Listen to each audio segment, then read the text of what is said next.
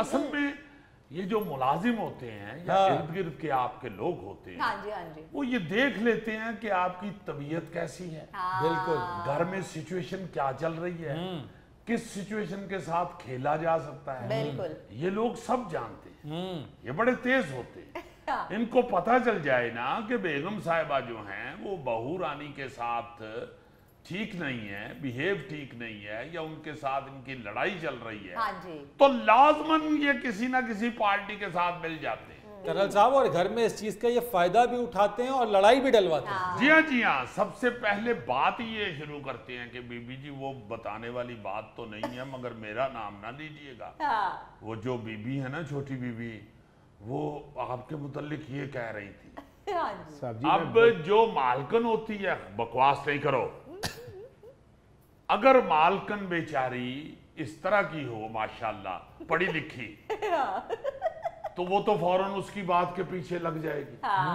उसे कह देगी कि जरा फिर सुनना, जरा ध्यान रखा करो, जरा मुझे आके बताते रहा करो। तो अगर कोई समझदार हो और जाहिल हो, आप जैसी पढ़ी लिखी ना हो, कोई जाहिल खातून हो, तो वो फौरी तौर पे नौकर को झाड़ दे, खबरदार ऐसी बात की तो आइंदा, वो भी घर की मालकन है, ऐसी बात नहीं करनी। तो वही बात खत्म हो जाती। भाई आप किस लिए मुलाजिम के पीछे लग के तो अपने घर में फसाद और झगड़ा खड़ा कर रहे हो? अरे वाह वाह कदूस साहब, इतनी अच्छी बात की। आपकी बात सुनकर आज मुझे लगा कि मैंने 5 फुट का शेर मारा है। साहब जी, मैं आपके घर में छोटा सा आया था, तो मुझे क्या जरूरत है लगाई बुझाई करने की? तो फिर बीबी को कैसे शक पड़ जाता है कि दरवाजे के साथ किसी ने कान लगाया हुआ है? ये क्या अपनी एक आंख बाहर सहन में रख के अंदर जाती हैं? मुझे खुद ही पता चल जाता है। हाँ, पता चल जाता है। जैसे पहले ही से डांटती थी कि क्यों आके ये कहते हो कि मेरे भाई अब्दुल सलाम ने फ्रिज खोला हुआ है। याद है ना? ये वही शख्स है। भाई की आके तुम्हें बात बताता था, उसमें तुम्हें इसे डांट देती थी। अब बहू की बात बताता है तो तुम उसके साथ मिल जाती हो। फ्रिज तो अब्दुल सलाम इतना खोलता है फरीद साहब, देखें डॉलर कहाँ चला गया है, महंगाई कितनी हो गई, पेट्रोल कितना महंगा हो गया है। इन दोनों बहन भाइयों की सेहत पे कोई असर नहीं हुआ। दुरानी अंकल, हमारा फैमिली स्ट्रक्चर ही ऐसा है, आपने हमारे अब्बू को नहीं देखा हुआ। जी हाँ, इस स्ट्रक्चर की वजह से इनकी फैमिली में कोई बच्चा पैदा होता था तो एलडीए से अप्रूवल लेटर लिया जाता था। हाँ, अम्मी बताती हैं कि नाना अब्बू को महफिल में जब लाते थे तो रेडी पे बिठा के लाते थे। आपको क्या महफिल में गुट पे बिठा के लाते हैं? यार बस कर दो खुदा के वास्ते, तो किसी वक्त सीरियस भी हो जाया करो।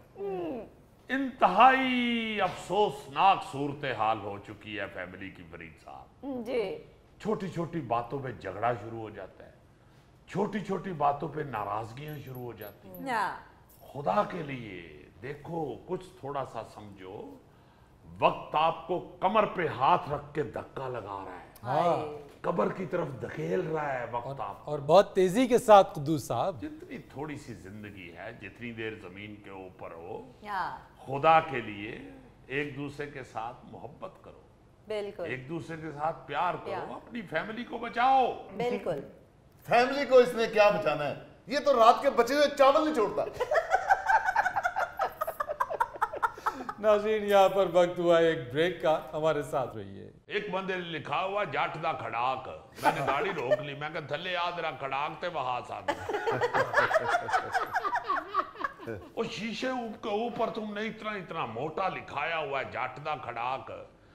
गाड़ी तुम्हारी कहीं लग गई तो फिर तुम्हें पता चलेगा खड़ाक असली होता क्या है।